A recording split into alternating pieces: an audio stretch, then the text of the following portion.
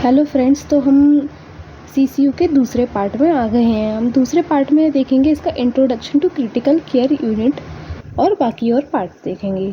सबसे पहले इसमें introduction to critical care unit में हम इसकी डेफिनेशन देखते हैं। Intensive care unit is a well staffed and designed unit. मतलब कि जो इंटेंसिव केयर यूनिट होती है वो वेल स्टाफ्ड होती है, मतलब यहाँ पे स्टाफ की कोई कमी नहीं होती है। डिज़ाइंड यूनिट होती है, ये अलग ही तरीके से डिज़ाइन की गई होती है। That provide the highest level of medical and nursing comprehensive and continuous care to the critically ill patient, जो कि प्रोवाइड करती है हाईएस्ट लेवल ऑफ मेडिकल और nursing comprehensive and continuous care. मतलब यहाँ पे ऑल लेवल की केयर होती है, ब्रॉड लेवल पे केयर होती है। कॉम्प्रहेंस का मतलब होता है ब्रॉड लेवल पे केयर होती है, और कंटिन्यूस केयर होती है, लगातार केयर दी जाती है to the critically ill patient. जो भी क्रिटिकली इल पेशेंट होते हैं उनको लगातार हेल्प दी जाती है, या फिर उनको लगातार सेवाएं दी जाती हैं, केयर दी जाती है। क्लासिफिकेशन ऑफ आईसीयू, इसके बाद हम देखेंगे क्लासिफिकेशन ऑफ आईसीयू, मतलब आईसीयू को कैसे कैसे बांटा गया है। इसको मेनली दो प्रकार में बांटा गया है, जनरल आईसीयू और स्पेशलाइज्ड आईसीयू। जनरल आईसीयू में हम देखेंगे इसमें तीन पार्ट आते हैं, तो medical intensive care unit, surgical intensive care unit, medical surgical intensive care unit. इसको मर्ज कर दिया जाता है यहाँ पे, तो medical surgical intensive care unit होती है। स्पेशलाइज्ड आईसीयू में हम देखेंगे कि मतलब कि जो स्पेशल जो भाग होते हैं उनमें केयर दी गई है, जैसे कि neonatal intensive care unit, इसमें सिर्फ न्यू नेट के देखभाल की जाती है, फिर न्यू नेट को एडमिट किया जाता है।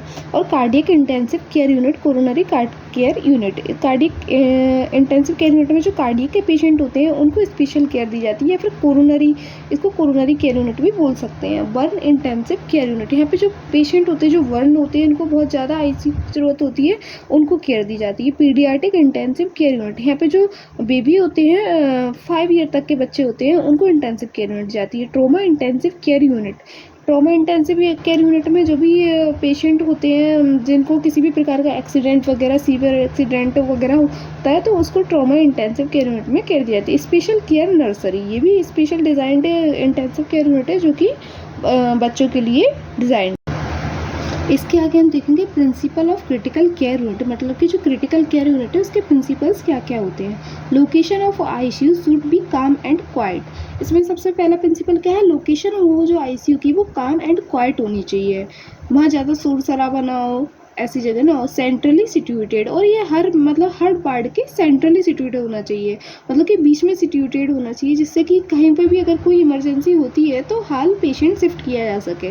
Environment of ICU should be well ventilated, यहाँ पे वेंटिलेशन का खासकर ध्यान रखना चाहिए ताकि कोई ऑक्सीजन की कमी ना हो, और जो हम क्लीनिंग वगैरह करते हैं तो उसमें कोई दिक्कत ना हो। प्रॉपर फैसिलिटीज़ ऑफ लैब की यहाँ पे प्रॉपर फैसिलिटीज़ होनी चाहिए। ICU should have skilled and specialised staff, जो आईसीयू का स्टाफ स्किल्ड होना चाहिए, मतलब कि जिसको एक्सपीरियंस हो, और स्पेशलाइज स्टाफ होना चाहिए। स्पेशलाइज मतलब कि अगर कोई स्पेशल केयर यूनिट में देनी होती है तो स्पेशलाइज स्टाफ होना चाहिए। Availability of emergency and life saving drugs, यहाँ पे ड्रग्स की जो लाइफ सेविंग ड्रग होती है, इमरजेंसी ड्रग होती है, इसका सफिशिएंट अमाउंट में ड्रग्स होने चाहिए। It should be near to operation theatre, ये जो क्रिटिकल केयर यूनिट होती है वो ऐसी जगह सिचुएटेड होती है जो कि ऑपरेशन थिएटर से नियर हो। Ratio of nurse patient is 1:2, अगर 2 पेशेंट है तो नर्स का रेशियो 1 होना चाहिए, मतलब कि ज़्यादा पेशेंट को एक नर्स नहीं देख सकती, 2 पेशेंट को केवल एक नर्स देख सकती है। वैसे तो जो क्रिटिकल केयर यूनिट होता है वहाँ पे नर्स पेशेंट रेशियो 1:1 होता है। And ICU should have doctor, यहाँ पे कौन कौन होते हैं, डॉक्टर होते हैं, एनास्थेटिक होते हैं, फिजियोथेरेपिस्ट होते हैं, लैब टेक्नीशियन होते हैं, रेडियोलॉजिस्ट होते हैं फॉर 24 आवर, और ये 24 घंटे के लिए होते हैं। The unit should have all equipment which are required in life threatening condition, यहाँ पे सारे प्रकार के इक्विपमेंट होने चाहिए जो कि रिक्वायर्ड होते हैं लाइफ थ्रेटनिंग कंडीशन में। There should be space between the bed to bring equipment easily to be kept at the patient bed side, इतना स्पेस होना चाहिए कि जो हम जब इक्विपमेंट का यूज़ करें, या डॉक्टर जिस इक्विपमेंट का यूज़ करे, तो इतना स्पेस होना चाहिए पेशेंट के बेड साइड पे कि वो ईजिली रखे जा सके।